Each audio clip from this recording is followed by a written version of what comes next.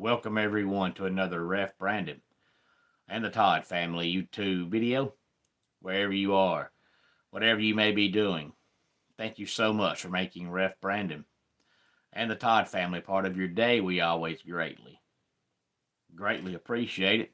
If you jump on here live here on this midday Monday, feel free to leave a comment in the comment section down below. Make sure to give the video a like, a thumbs up. If you have not yet subscribed, please do so and share the video on all social media platforms. Good morning, Keveron. It's such a pleasure to have you with us, as always, and thank you for stopping by. As always, want to quickly say before I forget that last night I was at the Elbert County Fair for wrestling, and tonight I'll be at the Elbert County Fair for wrestling. So if you live in or around Elberton, Georgia, I would love to see you tonight at the Elbert County Fair. And this weekend we have Fight Mayor 20, and I'll talk more about that coming up later on in the week. But today we're going to talk some college football. That'll be my main topic. We're also going to talk some NFL. But before we do either one of those, let me do a quick NASCAR review because there's only 2 races left in the 2025 NASCAR season after yesterday's Yellowwood 500 from Talladega. Chase Briscoe comes home with the win. It's his 3rd win of the season, followed by Todd Gilliland, Ty Gibbs, Darrell Wallace Jr., and Cole Custer.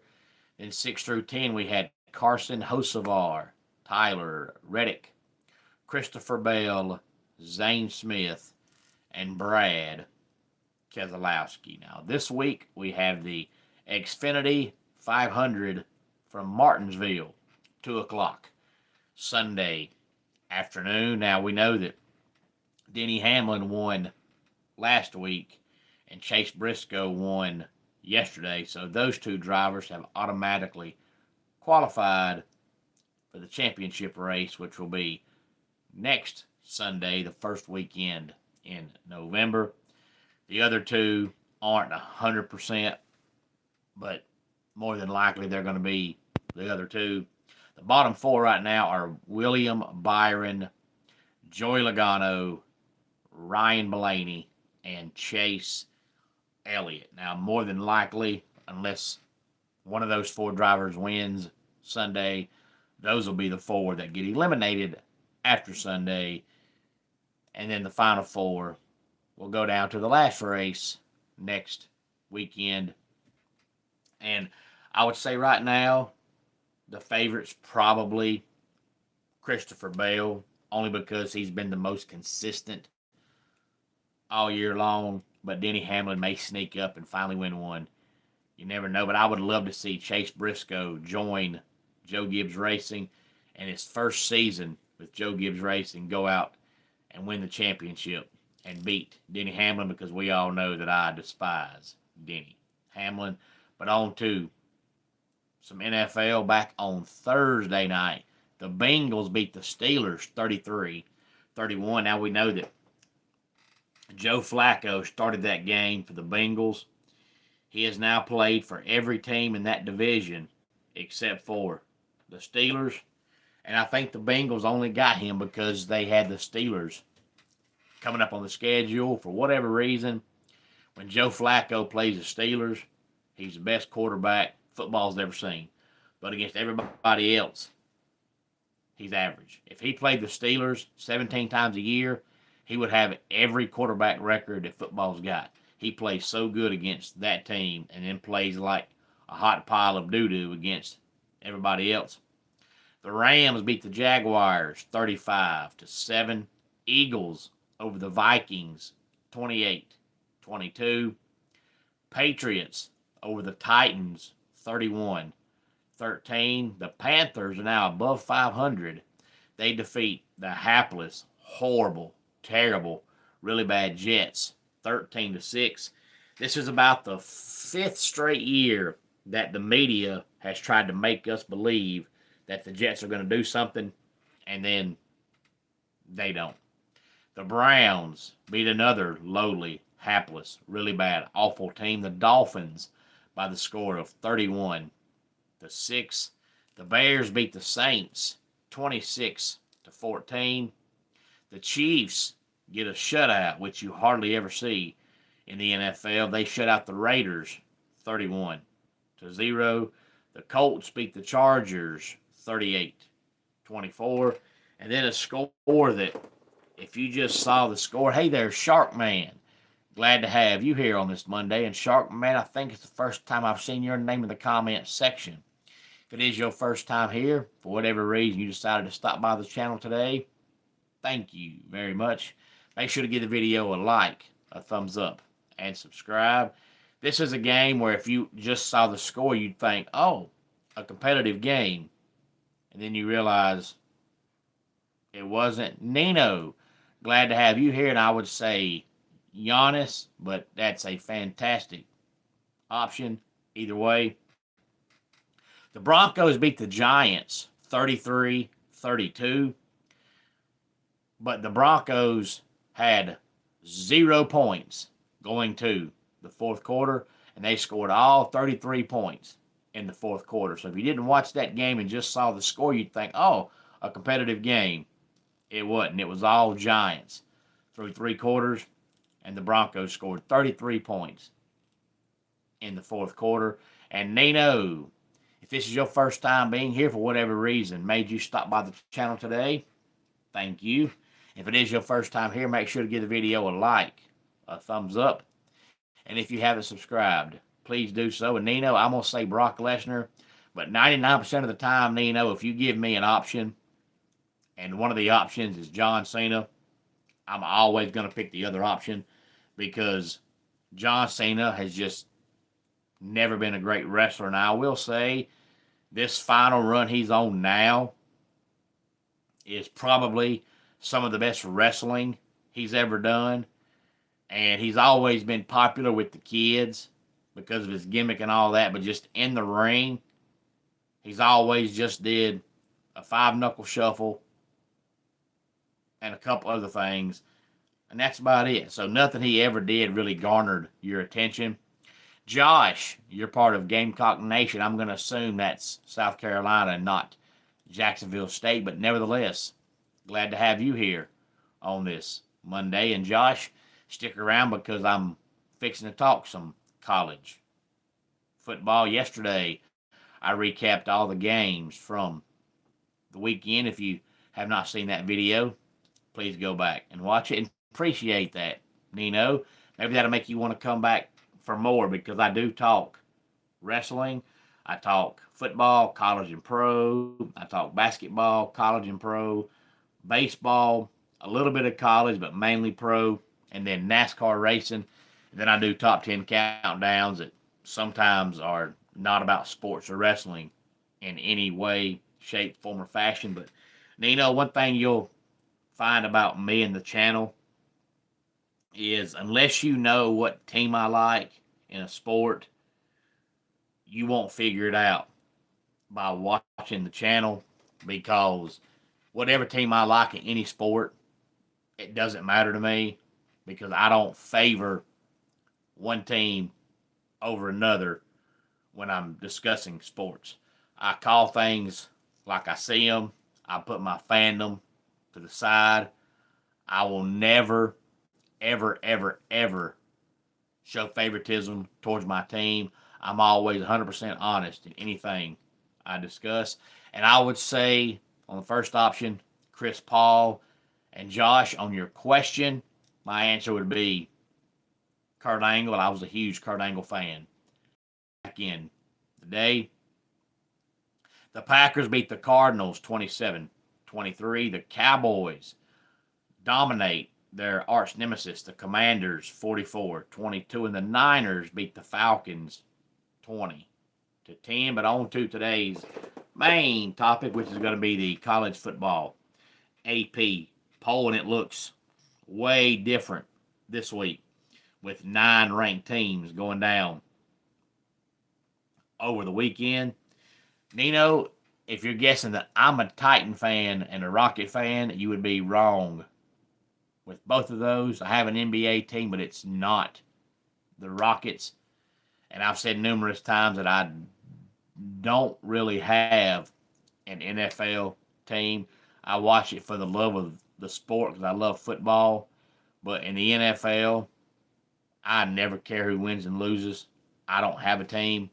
I'm slowly but surely becoming a Jaguars fan only because when I pull for teams, like if I'm new to a sport and I don't have a team, I'll latch on to one that's never done anything or hasn't done anything in a long time. Because if, say, you're an NFL fan and you ain't got a team, and all of a sudden you say, oh, I'm a Steelers fan, or oh, I'm a Chiefs fan, oh, I'm a Patriots fan, and people are going to think that you just like those teams because they all have great long histories of winning.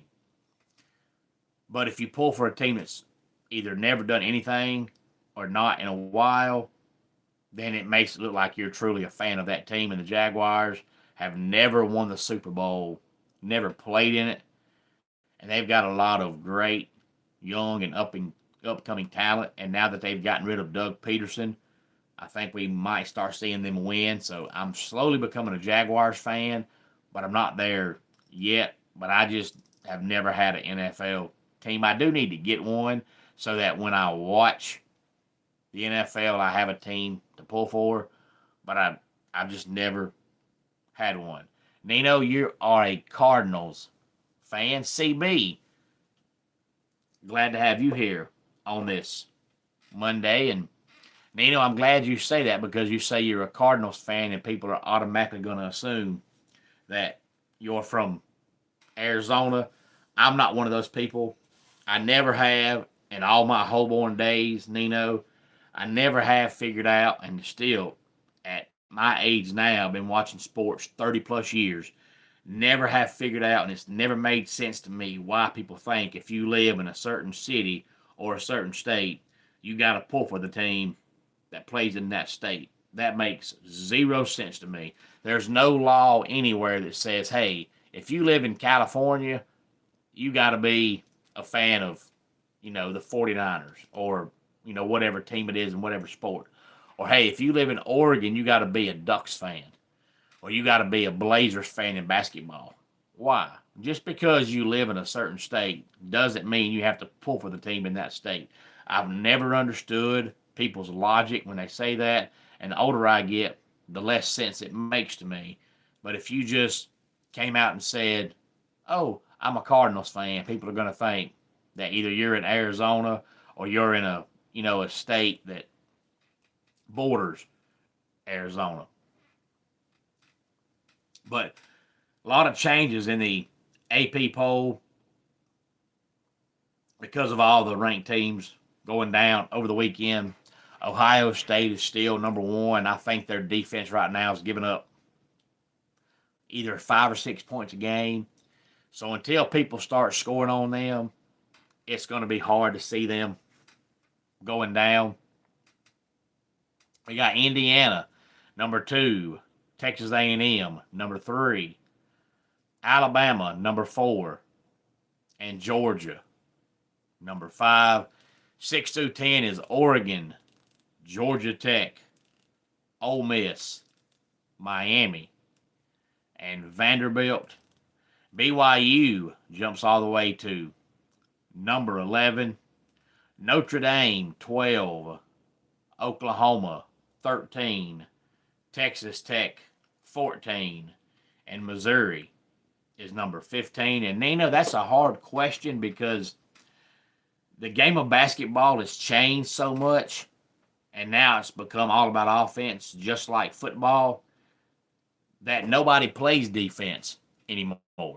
It's just 2 teams running up and down the court, shooting the ball as many times as possible, as fast as possible, and scored as many points as possible. I can remember when I was younger watching basketball, if a team scored 100 points, you were like, oh my gosh, what an offensive output. And it was so weird to see a team score 100 that there was a lot of times where a local restaurant, like maybe like a small chain, Taco Bell, Bojangles, not a major chain, but a small chain, if they had an NBA team and that team scored 100 points, you could go to that restaurant the next day and get a free soft shell taco or a free Bojangles chicken or, something like that. But nowadays you can't do that because teams break 100 in the middle of the third quarter because there's just no defense play anymore. Most teams shoot the ball within 7 or 8 seconds. So because of that, nobody has a chance to play defense because the offenses don't even set. It's just up the court and shoot. So there's just not a lot of teams that play defense anymore. We have Virginia at number 16, Tennessee 17, South Florida 18, Louisville 19, and LSU drops to number 20. And then we have Cincinnati, Texas, Illinois, Arizona State, and the Wolverines of Michigan round out the top 25. Now, the NFL weekend is not quite over. They pretty much now, for whatever reason, do a doubleheader on Monday Night Football about every week now. So tonight we have a game at 7 Eastern and a game at 10 Eastern. So doubleheader tonight. But outside of that, the NFL weekend is over. And now college football starts playing their weeks on Tuesday. So before long, it'll be week number 9 in the world of college football. And Haywood, glad to have you back. And I was just fixing a comment on that, Haywood, since CB brought it up. And, I said last week here on the channel that, you might see an upset Friday night because it seems like every time a ranked team, for whatever reason, plays on Friday, if they play somebody with a pulse, they either lose or almost lose. And then for whatever reason, every year, right around Halloween time, Miami just folds like a cheap tent. I don't know why, but it happens every year. So I kind of had a feeling that if they didn't lose to Louisville, they were going to lose coming up in the next couple of weeks. But I hope for Miami's sake that they'll turn it on now because, the last couple of years, once they lose over and over again. And, they're still top 10 for now. So if they can start winning again, this loss is not going to affect them. But they're going to have to turn it on. And Carson Beck was probably either top of the Heisman board or near the top until Friday. And he's looked good so far with the Hurricanes. But Friday night, he played absolutely awful. But everybody has bad games. Not a big deal. It happens. No matter what sport and what position, we all have bad games. So if Friday night was Carson Beck's only bad game as the Hurricane, they'll be fine. But if he has more games like that, they'll lose another 1 or 2 games. But Friday night was definitely a bad night. But Haywood, I don't know what it is, but the last 4 or 5 years, you can look at the college football schedule, and any time you see a Friday night game with the ranked team playing, as long as they're playing somebody decent, that ranked team's probably either going to lose or almost lose. And Nino, if I was starting a franchise, I would choose Giannis only because they're both fantastic players. I think Jokic is a little bit better, but I say Giannis only because, Giannis has done interviews where Giannis comes out and says, basically in a roundabout way that he doesn't have any friends. He's basketball all the time. only cares about basketball, only wants basketball, studies it all the time, plays it all the time, even in the off season, all the time. Whereas Jokic is all about his family. The year they won the finals, he pretty much didn't want to go to a parade or nothing. He wanted to say, hey, the season's over with. I want to go to my home country and see my family. Nothing wrong with that. But in any sport, no matter how good you are, you have to continuously, constantly get better. And the only way to get better is to either watch film or study or play all the time. And Giannis seems like he's the type that even if he's not playing, he's either practicing or watching film. Whereas Jokic is like, well, I'm not playing. Oh, well, I'm done for today. So I would probably say Giannis, only because Giannis seems more dedicated to the game. But I think Jokic is a little bit better as a player. Only because I think Jokic is more of an all-around player. I think Giannis would probably be the better option just on the offensive side as far as scoring points.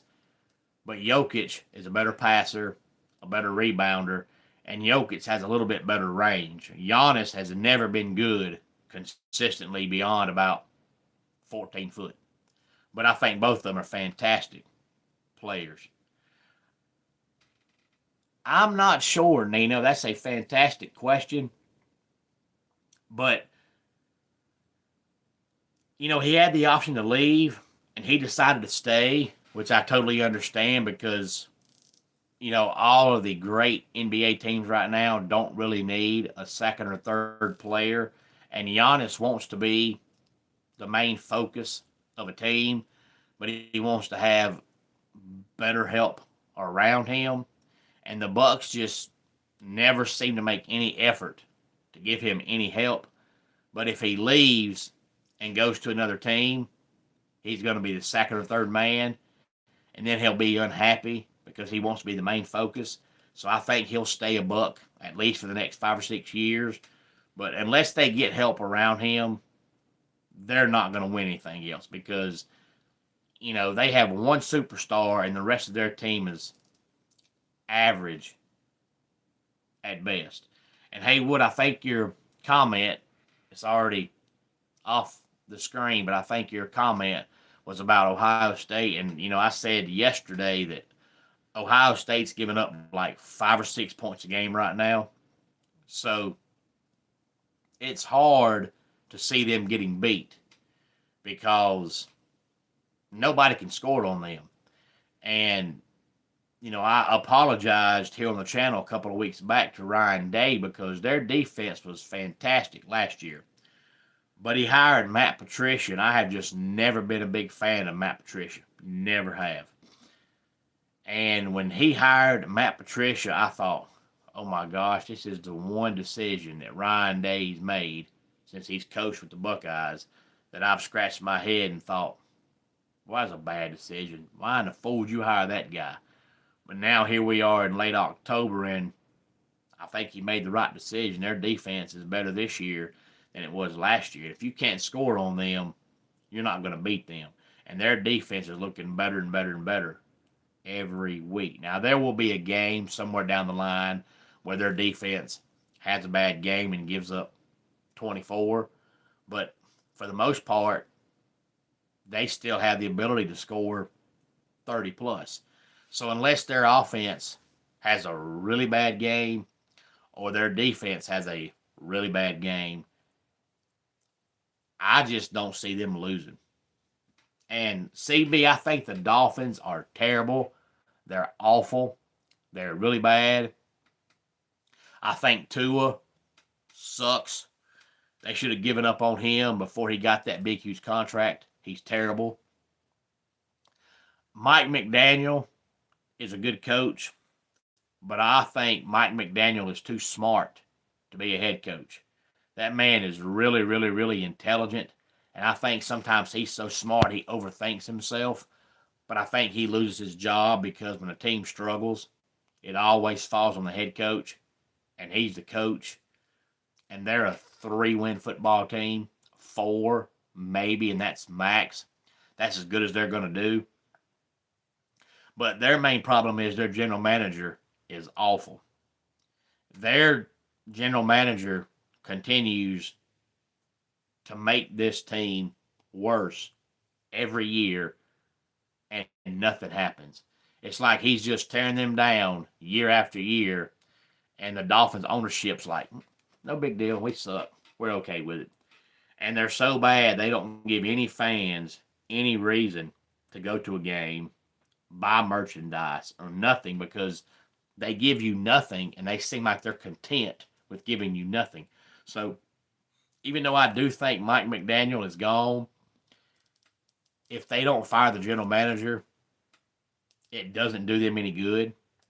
But I do think that they've been so bad for so long that this is the year that we finally see the Dolphins general manager get gone. And I've just never been a fan of Tua, CB. And that's why I say he sucks. He's awful.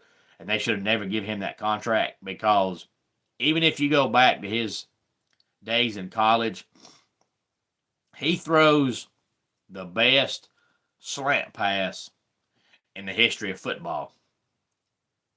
But that's all he's got, which makes him a one-trick pony. It's the NFL. Teams are going to figure out pretty fast that if they shut down your slant game, that's all you have, and that's what's happened. All Tua could do was throw a slant. That's it. That works in college. In the NFL, that doesn't work. And now that teams are shutting that down, that's it. He's never been a guy that can throw deep consistently. He can't, just 15, 20-yard passes consistently unless it's a slant pass. He can't throw underneath. And he's been hurt so many times concussion-wise, he's not going to run the ball a whole lot, and he shouldn't. So if you take away Tua's slant pass, he's bottom of the barrel. He's probably bottom 5 quarterbacks in the league. But now, if you just watched him on film throwing slant passes, you'd think he's the best quarterback the game's ever seen. But that's all he's got. He's a one-trick pony. That's what's happened to Russell Wilson. When Russell Wilson started, he had the best deep ball in the league. But through injuries and shoulder problems and just getting older, after about 5 or 6 years, his deep ball just wasn't the same. And after he lost that, Russell Wilson's done absolutely nothing. He was a one-trick pony. Same way with Tua. Tua's got a beautiful slant pass, and that's it. So I've never been a fan of Tua. Never have been. But the Dolphins are so bad right now, I don't know if there's an answer, because there's just not a lot of help now around the quarterback. But I don't think Tua is the answer. He hasn't been the same since college. No, he hasn't. And a lot of that's due to injuries, and a lot of that's just due to the fact that NFL teams aren't going to let a quarterback drop back and throw 45 slant passes a game. It's just not going to happen. And that's all Tua's got. So I don't think Tua's the worst quarterback in the league, but I don't think he's top 10. He's right in the middle with the slant pass. Without the slant pass, he's bottom 5. But CB, hopefully you will subscribe to the channel and tell your friends, tell your family. Now, if you come on here, CB, and do like you're doing right now and talking sports, I'll talk to you all day long. But a lot of people come on here and don't watch the channel. They just see that somebody's going live, and they get on here and leave some stupid comment just to be seen. People do that. I don't respond. I'm not 12. I ain't got time for that. Or if you just come on here and see other people making comments and leaving comments, and you just try to bash them and fuss with them, I ain't got time for that either. It's not middle school. We're grown-ups. Act like it. But if you come on here and want to talk sports or talk life in general, I'm all about it.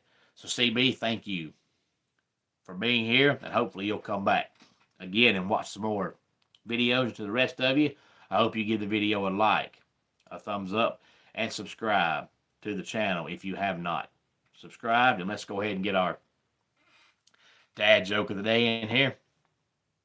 I called the doctor that delivered me and told him thanks for helping me out.